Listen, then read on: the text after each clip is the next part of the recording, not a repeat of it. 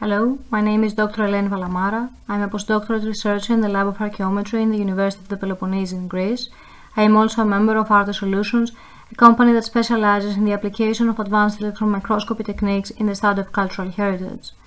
My personal research interests lie on the analysis of glazes, glassy materials and pigments, as you will see from the majority of the exams that I'm going to use. In this presentation, I will try to provide a quick overview of the vast range of applications that electron microscopy techniques have in archaeological research. Most of you are probably familiar with the basics of electron microscopy. Basically, instead of using visible white light, as in optical microscopy, here we use an electron beam to bombard the surface of our sample. Electrons have a much shorter wavelength compared to that of visible light photons. Therefore, electron microscopes have a higher resolving power than optical microscopes. So instead of a magnification of 50, 100, maximum 1000 times, we can now achieve magnification of up to several million times. There are two main types of electron microscopes, the scanning, SEM, and the transmission, TEM. In both cases, we use an electron beam, and then we monitor either the resulting transmission or the resulting scattering effects. The resulting electrons are then detected and converted into magnified images of the sample. SEM is a much simpler technique compared to TEM. It is very commonly applied in archaeological science. It gives information on the surface of the sample and can reach a magnification of up to 2 million times. Although in most SEMs, it is usually closer to 300 or 500,000 times. TEM, on the other hand, is a complex and expensive technique. As we will see later on, it requires a very thin sample, so preparation is significant and can be very difficult. Here we can have magnifications of up to 50 million times. Now let's start with some basic applications of the SEM. I usually describe SEMs as the Swiss knife of archaeometry because it can be used for all types of materials for a vast number of research questions. It's a bit hard to find an archaeometric project that does not include at least some SEM analysis. I'm not going to discuss the technical details of the SEM function here. I just want to highlight that with the SEM we detect two types of electrons, the secondary and the backscattered, each resulting in a different image mode. The secondary electrons have very low energy, so they can only escape from atoms in the top few atomic layers, and they are very sensitive to the surface topography. Therefore, we can say that the intensity of secondary electrons across the sample surface accurately reflects its topography. On the other hand, backscattered electrons are of higher energy, and they result from the interactions of the incident beam with the nucleus of the atoms. Their higher energy means that they can escape from deeper within the sample than secondary electrons, so they do not reflect the surface topography.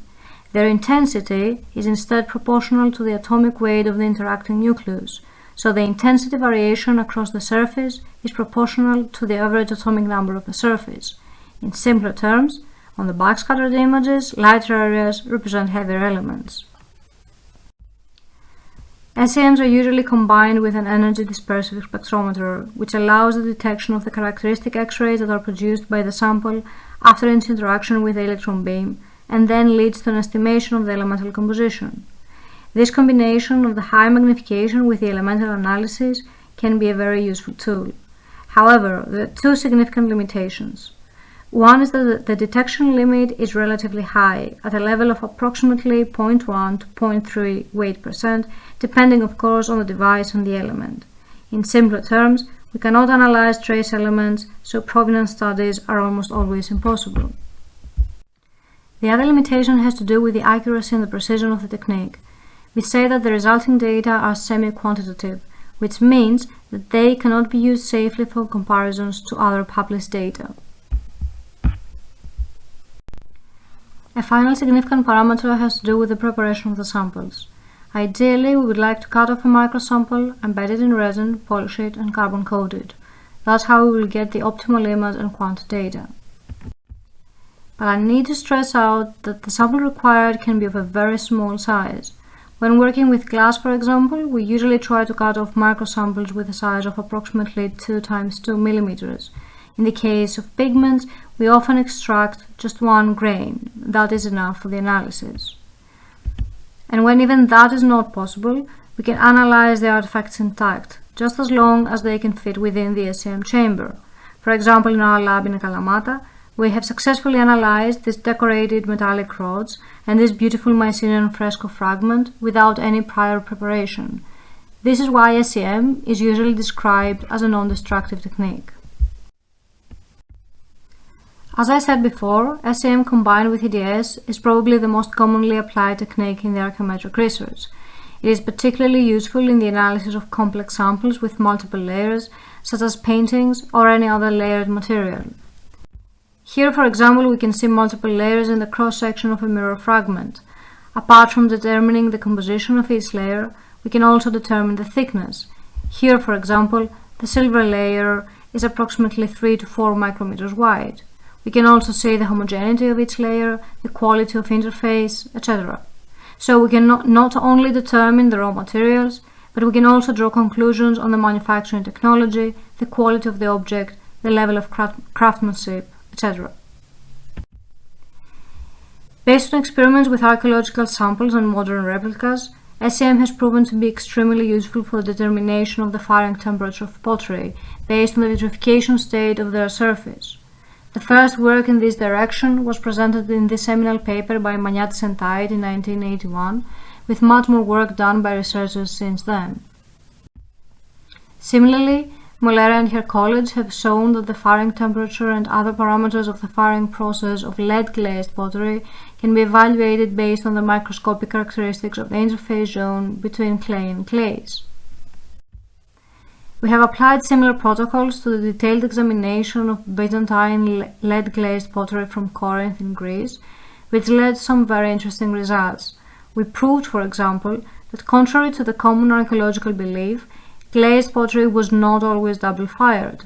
In reality, in almost half of the examined sherds, it appears that there is a singular firing after the application of the glaze. Finally, SEM can be very useful for the study of complex corrosion patterns, as is always the case with glass corrosion, or for the study of diffusion patterns resulting from weathering or the function of an artifact, etc. The combination of SEM with EDS is the most common tool, but it is not the only one. There are various other ways to take advantage of the diverse interactions between the electron beam and the sample surface that take place within the SEM chamber. The one combination that I would like to discuss further here is that of SEM with CL. CL stands for cathodoluminescence, which is basically light ranging from the ultraviolet to the near infrared. It can be emitted when the electron beam interacts with a crystalline material. Now, how does the technique work? When an electron is excited from the valence to the conduction band, energy is emitted, partly or fully as light. The wavelengths of these emissions are characteristic of the electrochemical and geometric structure of the crystal, because different effects will distort the structure of the crystal in different and well-defined ways. In minerals, the defects result from specific conditions during mineralization. So, by documenting the CL emissions, we acquire information on the crystallization or the genesis of these minerals and their mineralization history. If these minerals are included in an archaeological artifact, then their CL spectra can indicate parameters of the manufacturing technology or the provenance of the raw materials. The SEM-CL technique is not new. It has in the past been used primarily in provenance studies of silicon-rich or calcium-rich materials. There is a lot of work, for example, published by Professor Sapoulier and his team at the University of Bordeaux-Montaigne. However, its use never became very common in cultural heritage studies, although there are indications that it can in fact prove very useful for some types of materials. In a recent project, we tried to evaluate the potential of using SEM-CL in order to determine the provenance of man-made glass.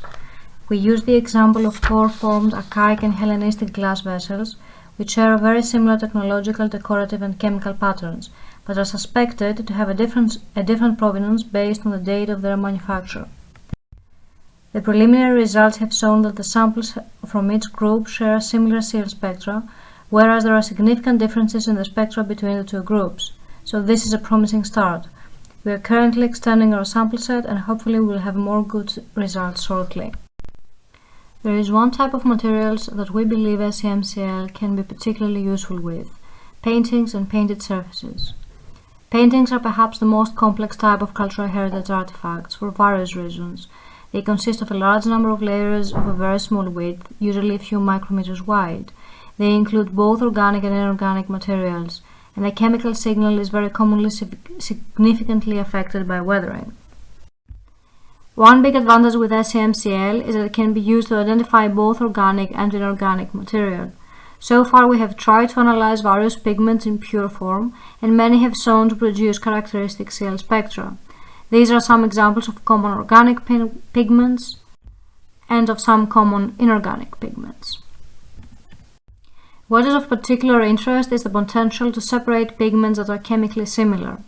For example, we have three common white pigments: zinc oxide, barium sulfate, and lithopone. Lithopone is produced by precipitating zinc sulfide with barium sulfate.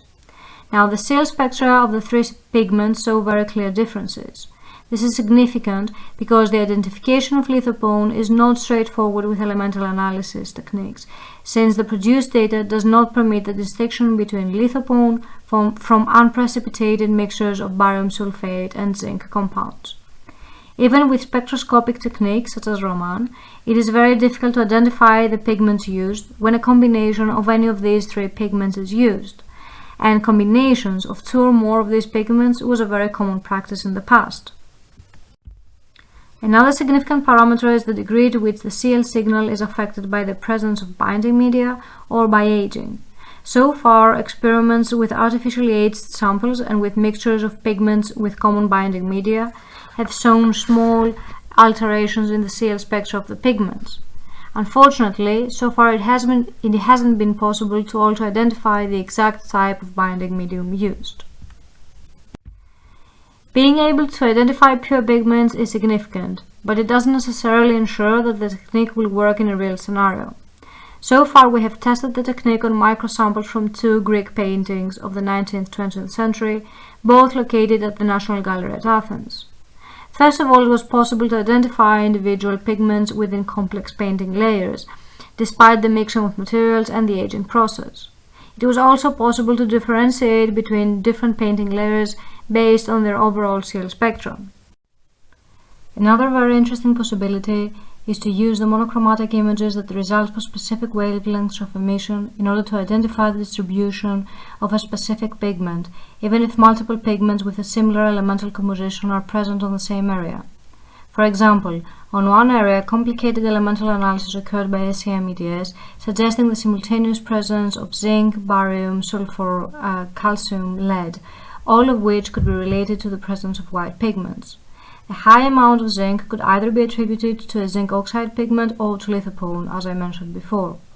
The EDS mapping of zinc cannot differentiate between the two. However, if we select an emission that is only present in one of the two pigments, for example here the band at 365, then we can use the resulting monochromatic image to map the distribution of the specific pigment and not the chemical element. The potential of having both types of mappings at a nanoscale level and at the exact same area can produce very robust results.